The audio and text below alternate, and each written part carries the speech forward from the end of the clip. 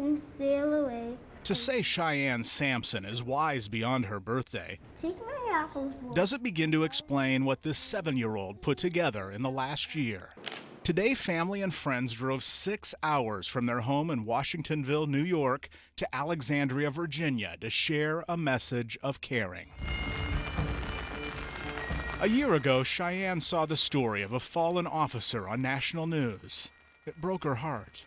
She found it hard to imagine how Olivia, who was just 3 months old when her mother, Omaha officer Carrie Orozco, was shot and killed in the line of duty, would grow up without her. I saw the story and I thought that Olivia might be one of the kids who would like their parents reading to them at nighttime or someone reading to them before they go to bed. And make them... Cheyenne told her mother they had to do something for the family, but didn't know what. She tapped into her wheelhouse and love of reading. I want teachers, I want my classmates, I want the whole school, I want police officers, and I'm going, really? She's like, yes, Mommy, we have to do it. And so it began last September. If you take a mouse to the movies. From the NYPD sergeant surrounded by Girl Scouts to a school principal and Cheyenne herself reading to the camera. Chug, chug, puff, puff, ding dong, ding dong. The little train rumbled over the track.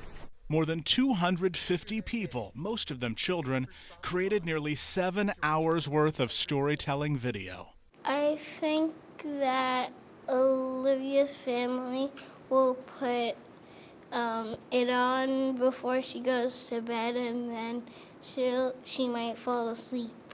In a private moment, bedtime stories for Olivia was passed from the Sampsons to the Orozcos. To meet the family today, it was very emotional.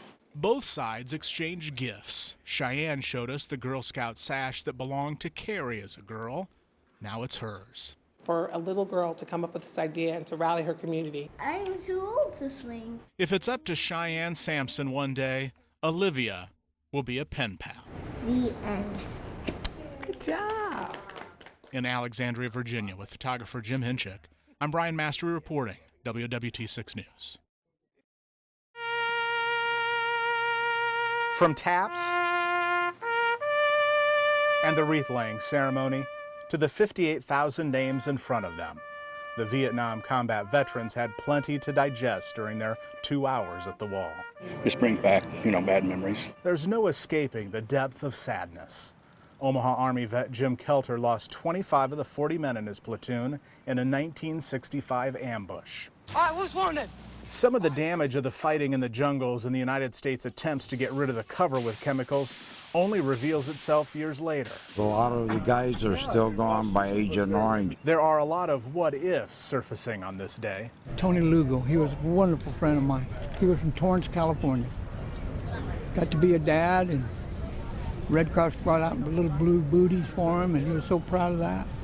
And he gets shot up and he dies of his wounds on the 18th of April. The dates and circumstances are unforgettable. One of the first emotions you have is that, why did I make it back? And why did that? But it's the way it is. It's the luck of the draw. After a full day of pictures, taking in all the memorials in our nation's capital, the Nebraska and Iowa Vietnam veterans with 2.5-hour plane ride ahead of them still can't shake the images of when they came home from war. After all, many of them were drafted. I'm not saying they should have fell all over us when we come back, but we shouldn't have been scorned, is the way I look at it. You couldn't talk about it when you come home from Vietnam because people hated the war. When I left Vietnam, I threw all my medals away, threw my dog tags away, and knew that it's going to be bad when I get home, and it was. If you was in uniform, they looked at you like you was the scum of the earth. So today makes up for a lot of that. And that was before they landed in Omaha and saw this.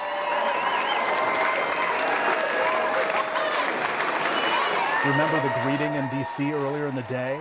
The one that had impressed so many veterans? It paled in comparison to coming home. An estimated 5,000 people, many of them strangers, lined the terminal, Remember Larry Sabata, the veteran who felt he could finally close the chapter after 46 years in front of the wall? In the masses, we spotted a sign just for him. It's one of the greatest days of my life, I have to admit that. It was a emotional roller coaster, but it was well worth the trip. Thank you, sir. Welcome on. Appreciate your freedom for us. A walk that would normally take a few minutes lasted more than a half hour, depending on how long the veterans wanted to linger and take it in. It's just overwhelming, and made up for 40 years already. I just can't believe it. After all, I think we're finally home. Thank you. You can't blame them for taking advantage of a homecoming this time around. I came home to nobody, and look at this. Appreciation from all ages. It just shows you that that episode of our life should be over with now, and we can move on. The Heroes Walk never seemed to end. We really don't know how to act because we didn't expect it.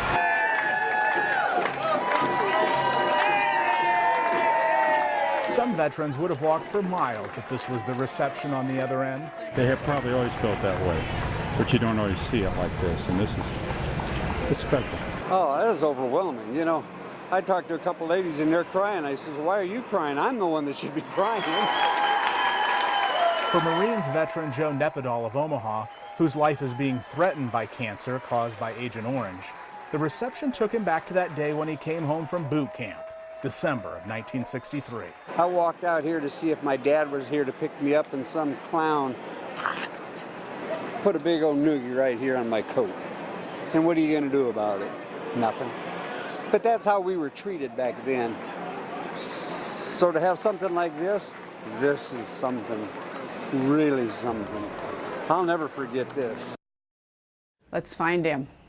He just got here. It's one of those jobs that can wear you down. Everybody in the room has to wear a mask. If you allow it. Labeling his tubes, I'm going to put his blood in. So lab can run this for us.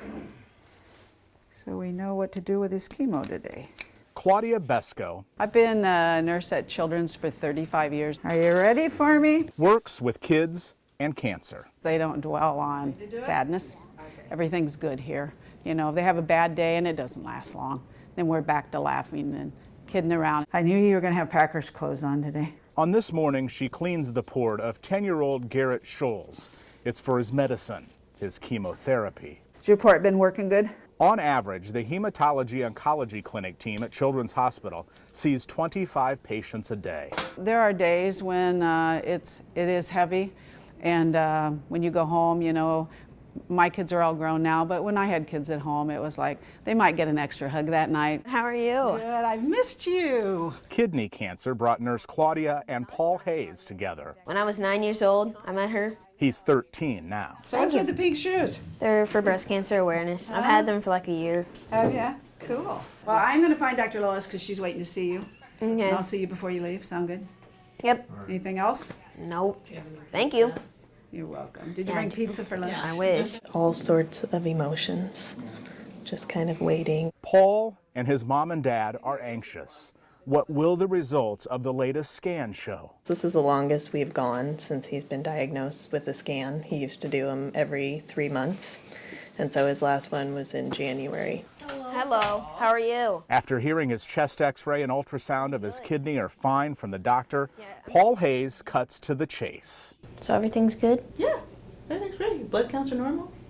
Kidney looks like it's behaving itself. So, yeah. So this is good. This is good. It was the news they'd been hoping to hear. Soon attention turns back to Nurse Claudia.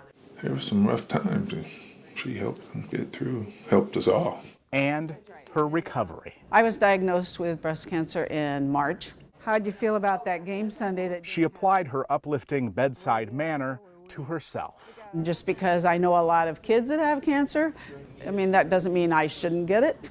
It's just life. Was driving the helicopter? It didn't take long for the youngsters to learn she too was a cancer patient. I was a little sad knowing that she took care of me, but then I realized she's a really strong person and then she'd get through it. I had a little girl say, when I walked in the room, she said, "Where's your hair?"